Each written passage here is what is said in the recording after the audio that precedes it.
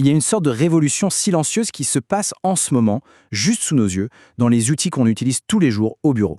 Et cette révolution, elle est propulsée par une force qu'on commence à peine à apprivoiser, l'intelligence artificielle. C'est un peu ça, la grande promesse de l'IA. Imaginez, si on pouvait confier toutes ces tâches répétitives un peu ingrates pour enfin se concentrer sur ce qui compte vraiment. La stratégie, la créativité, l'innovation. Eh bien, c'est exactement ce que cette technologie commence à rendre possible. Bon, pour bien comprendre l'impact de l'IA, il faut d'abord jeter un œil au terrain de jeu, c'est-à-dire le monde du travail de bureau, un domaine qu'on appelle souvent la bureautique. Alors, la bureautique, qu'est-ce que c'est au juste? En fait, ça va bien au-delà du simple traitement de texte. C'est tout l'écosystème d'outils et de processus qui structure notre travail. Et c'est précisément dans ce cadre que l'IA commence à montrer ce dont elle est capable. Là, on parle de choses qu'on fait tous les jours, presque en pilote automatique. Écrire un rapport, jongler avec un tableau Excel, organiser des réunions. Ce sont des tâches essentielles, bien sûr, mais mises bout à bout, ça prend un temps fou.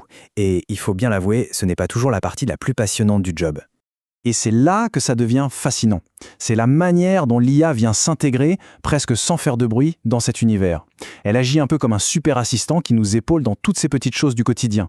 La meilleure image à avoir en tête, c'est vraiment celle d'un coéquipier. Un coéquipier invisible qui travaille en coulisses. Il n'est pas là pour être sous les projecteurs, mais son aide est là, constante et de plus en plus précieuse.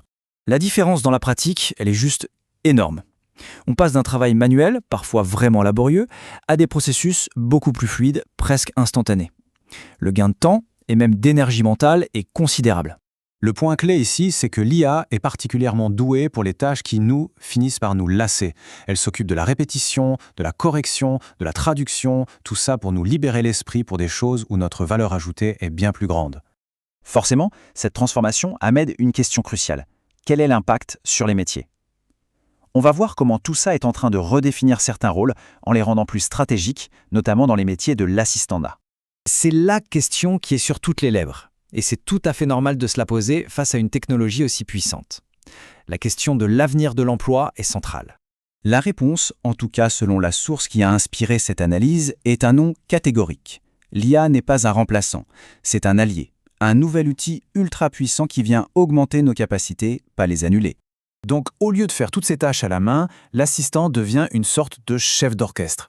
Il ou elle supervise l'IA, lui délègue des tâches et ça libère du temps pour des missions beaucoup plus stratégiques à plus forte valeur ajoutée. D'ailleurs, la source utilise une image assez forte pour marquer les esprits en parlant de l'IA comme d'une nouvelle meilleure amie. Ça insiste vraiment sur cette idée de partenariat. On n'est pas face à une menace, mais face à une collaboration. Et cette intégration, attention, elle ne s'arrête pas au logiciel qu'on lance. C'est la façon même dont on interagit avec nos ordinateurs qui est en train de changer en profondeur. On est en train de passer de l'utilisation d'une simple machine à une vraie collaboration avec un partenaire intelligent. Un partenaire qui apprend nos habitudes, qui comprend nos besoins et qui parfois arrive même à les anticiper. L'ordinateur devient un prolongement de notre propre pensée. Ça, on le voit très concrètement avec les assistants virtuels qui sont maintenant au cœur de nos systèmes d'exploitation.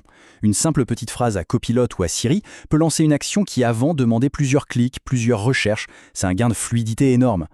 Bon alors, avec toutes ces nouvelles possibilités qui s'offrent à nous, comment on fait pour bien s'entendre avec ce nouveau collègue un peu particulier qu'est l'IA ? Le message le plus important à retenir, c'est vraiment celui-là. Il faut voir cette technologie comme un levier, un outil pour nous augmenter. Le but final, ce n'est pas juste de travailler plus vite, c'est surtout de travailler mieux et de rendre le travail plus intéressant. Et pas de panique, il n'y a pas besoin d'être un expert en technologie pour commencer. La meilleure approche, c'est d'y aller pas à pas. On commence petit, on teste une fonctionnalité simple, comme la correction dans Word, et puis petit à petit, on explore un peu plus loin, à son propre rythme. Tout ça nous amène à une dernière petite réflexion. Maintenant que le champ des possibles est un peu plus clair, quelle serait la toute première tâche, un peu répétitive, un peu pénible, qu'on serait tenté de déléguer à ce nouveau collègue IA ? La réponse à cette question pourrait bien changer notre quotidien au travail.